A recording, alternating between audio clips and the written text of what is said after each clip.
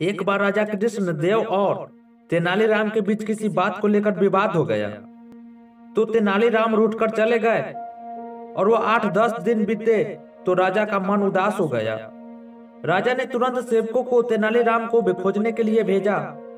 आसपास का पूरा क्षेत्र छान लिया पर तेनालीराम को कहीं पता नहीं चला। अचानक राजा को एक तरकीब सूझी। उसने सभी गांवों में मुनादी कराई। राजा अपने राजकीय कुएं का विवाह रचा रहे थे, इसलिए गांव के सभी मुखिया अपने अपने गांव के कुएं को लेकर राजधानी पहुंचे थे। जो अपनी इस आज्ञा का पालन नहीं करेगा उसके जुर्माने में 1000 रुपया देना होगा।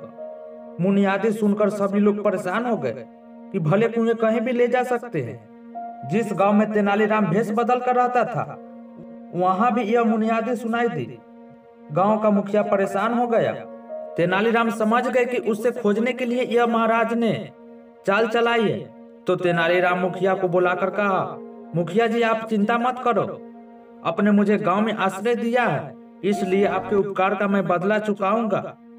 मैं एक तरकीब बताता हूँ, आप आसपास के मुखियों का इकट्ठा करके राजधानी की ओर प्रस्थान करें।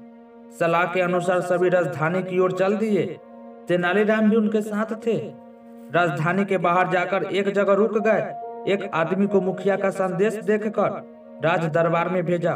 वह आदमी दरबार में पहुंचा और तेनालीराम की राय के अनुसार बोला, महाराज हमारे गांव के कुएं विवाह में शामिल होने के लिए राजधानी के बाहर डेरा डाले हैं। आप मेहरबानी करके राजकीय कुएं की उनकी अगवानी के लिए, ताकि हमारे गांव के कुएं सम्मान दरबार के सामने हाजिर हो सके।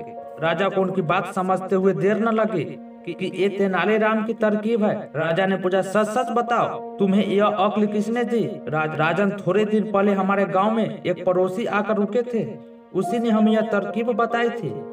अंगतूक ने जवाब दिया। सारी बात सुनकर राजा स्वयं रथ पर बैठकर राजधानी से बाहर आए।